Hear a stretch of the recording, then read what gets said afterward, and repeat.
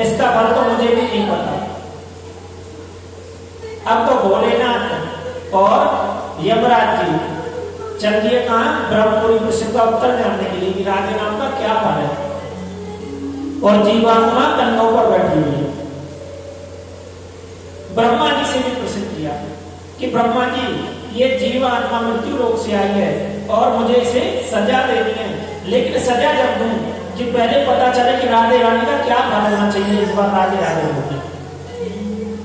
ब्रह्मा जी बोले सृष्टि की रचना तो मैंने करी है, लेकिन राधे रानी की रचना मैंने नहीं करी, तो मुझे नहीं पता कि राधे रानी का बोलने का क्या फल मिलना चाहिए।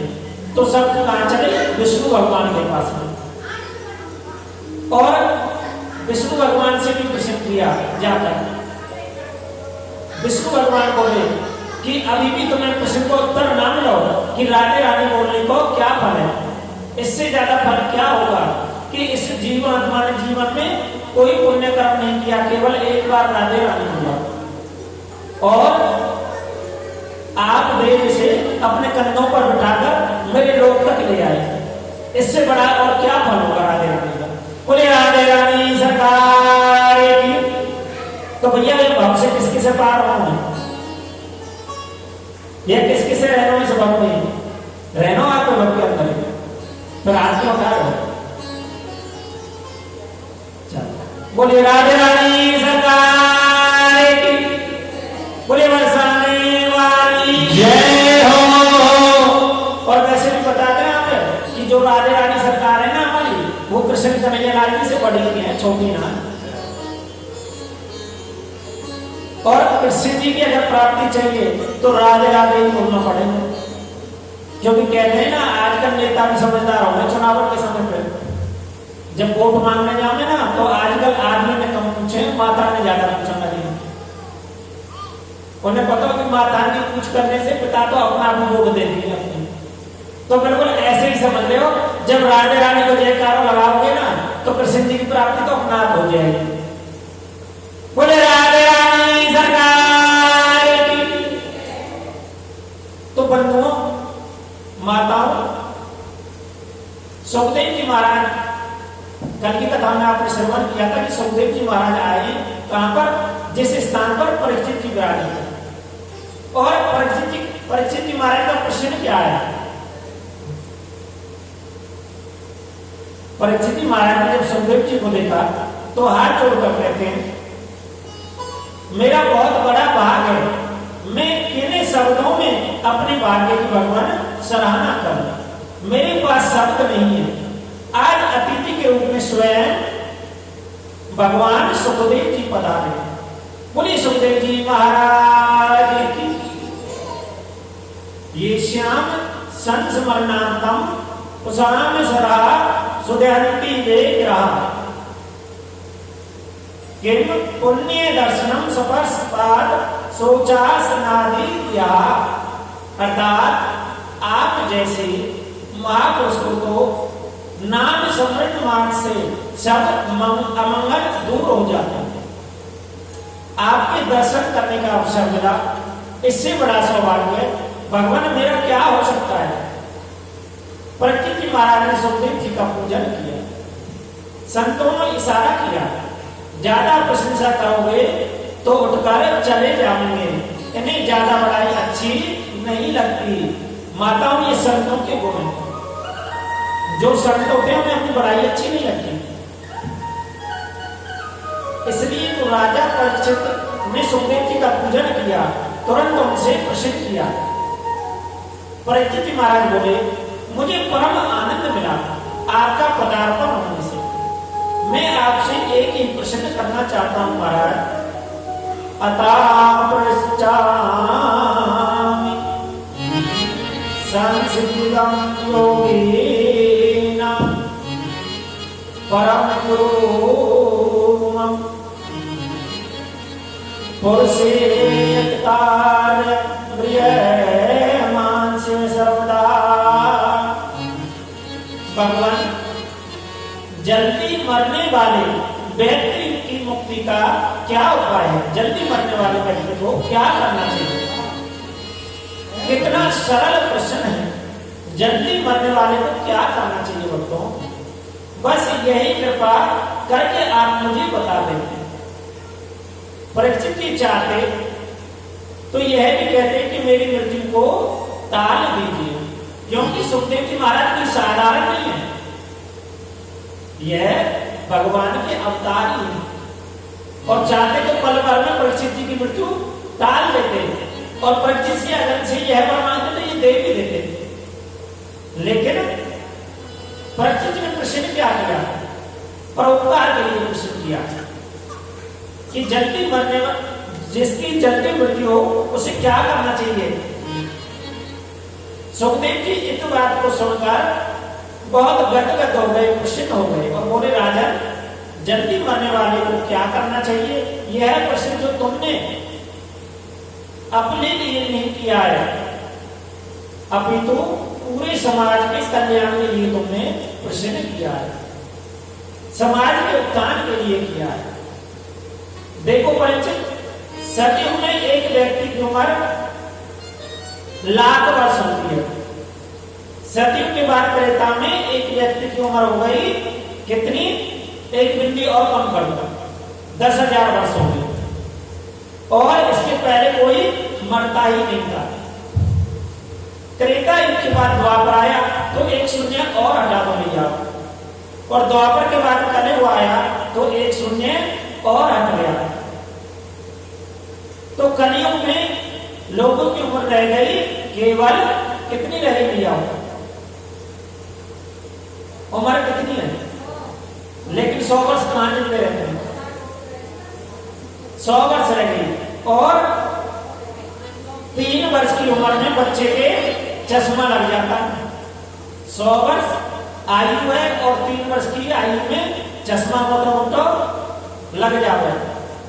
और 16 वर्ष की आयु में जो बाल हैं यह बिल्कुल सफेद हो जाते हैं। ये जो बाल भैया बिल्कुल सफेद हो जाए, बाल देख के धोखा मत कहीं हो। ये तो आजकल बनावटी जमानों, थोड़ा सा पेंट लगा लिया जाए उसी से हो जाए, क्योंकि हमारे किशन भी तो सांवरे ही है, ऐसा ही नहीं तो भैया हो। इसलिए बाल थोड़े सांवले से ही रखने पड़ेंगे। बोले राजा रानी सरकार की। और ये कलयुग नहीं तो क्या है? 30 वर्ष की उम्र का आदमी मधुमेह का मरीज हो जाता है। 35 वर्ष की आयु के आदमी को अटैक पड़ जाता है। यह कलयुग नहीं तो भैया क्या है? सुखदेव जी कहते हैं वेद की ओर से कलयुग में व्यक्ति की जो उम्र है वह 100 वर्ष निर्धारित की गई है। वेद और शास्त्र की हम माने तो हमारी आयु पूर्णतः 100 वर्ष होनी चाहिए। कलयुग में एक व्यक्ति को कम से कम 100 वर्ष जीना ही चाहिए। लेकिन 100 वर्ष का आदमी आपको लाखों में, अब तो लाखों में क्या करोड़ों में ही एक मिलेगा। 100 वर्ष में से 50 वर्ष 100 मैयाओं हमारे सोते सोते निकल जाते हैं, सोने में निकल जाते हैं मैयाओं। और 12 घंटे का दिन और 12 घंटे की रात्रि मिलाकर 24 घंटे को ही तो हम एक दिन कहते हैं मैयाओं। 24 घंटे में 12 घंटे हमने सोने में बिता दिए तो 100 वर्ष में कितने बचे भैया? आधा समय तो सोने में गए भैया, तो कितना समय बचा? ऐसे मानो 50 वर्ष तो हमारे सोने में ही निकले। अब 50 वर्ष में 25 वर्ष कहां गए भैया? 25 वर्ष हमारे कहां चले गए? शादी होने के बाद स्त्री संग में चले गए। ससुरारी प्यारी वही जब तक का हाल है, माता पिता ने भूल गया वाला, ऐसे ही ना होगा। फिर तो हाय माम और हाय है, वही बचे जो कुछ बचे। और 25 वर्ष और रहे और वो और संसारिक कार्यों में चले गए भैया। तो अब ईमानदारी से बताओ हमारे पास कितने वर्ष बचे?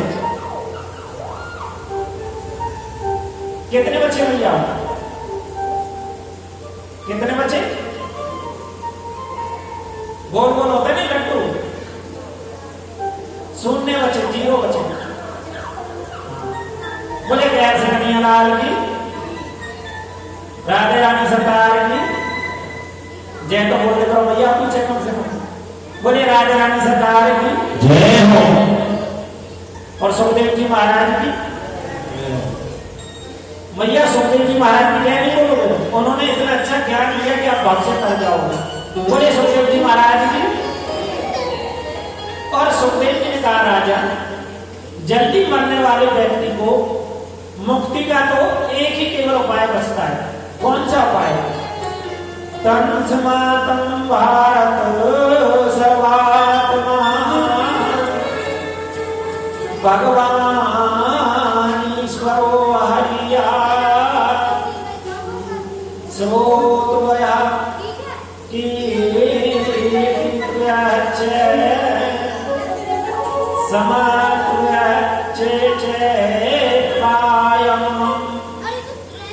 जल्दी मरने वाले को तो परीक्षित केवल एक ही काम करना चाहिए। कौन सा काम करना चाहिए? जिसे जल्दी मृत्यु जिसकी हो गई, ऐसी इस पूरी सृष्टि में ब्रह्मा जी ने केवल एक ही व्यक्ति जन्मा था जिसे पता था कि मेरी मृत्यु किस दिन होगी। और वो कौन थे? वो केवल परीक्षित जी से और कोई नहीं है। और देखा जाए तो भगवान ने बताया तो हमें भी हमारी मृत्यु कब होगी।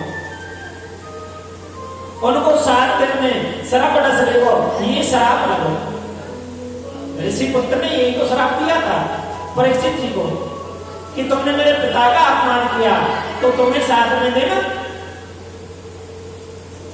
जो शर्त तुमने डाला उसी का वंशज तुम्हें डस लेगा।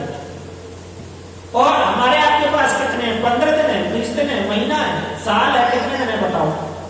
7 के भी तो है, गिनती कर लो।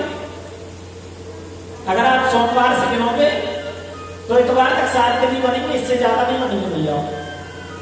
और इसीलिए कहते हैं कि हमारे जीवन में चाहे हम घर में झाड़ू लगा रहे हैं, चाहे घर में हम खाना बना रहे हैं, चाहे हम अपना कोई अनेक और कोई दूसरा दैनिक कार्य कर रहे हैं या किसी से बातचीत कर रहे हैं, लेकिन हमारी श्वास श्वास में हरि का नाम चलते रहना चाहिए, राधे रानी का नाम होना चाहिए, चलते रहना चाहिए, कभी नहीं भूलना चाहिए, है ना?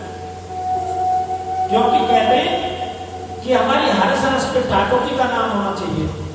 पतना कार्य में खबरिया लेंगे, निश्चित वो हमारी खबरिया लेते हैं। हर सांस में हो शिवरन तेरा, यूं बीत जाएगा जीवन मेरा।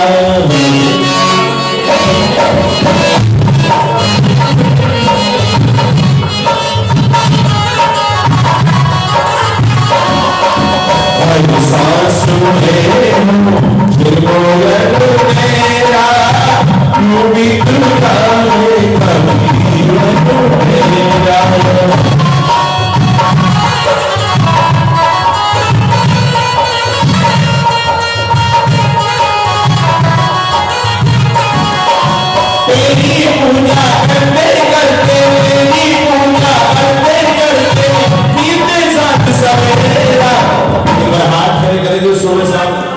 सुबह शाम जो भगवान की पूजा करते हैं, कौन कौन करते हैं? झूठ नहीं बोलना, बाबा का दरबार है।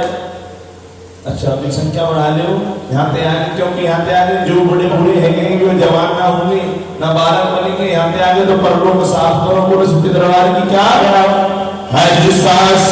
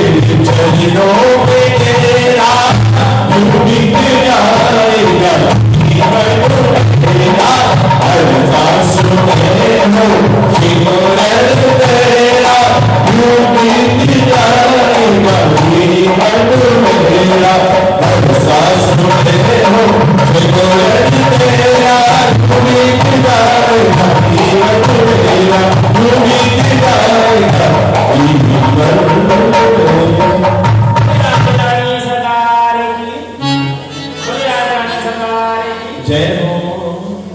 तो मैयाओं, सुखदेव जी महाराज कह रहे हैं जो सांस निकल गया वह लौट कर नहीं आवेगा, इसलिए प्रत्येक परिस्थिति में चलते फिरते उठते बैठते गोविंद को याद करते रहो।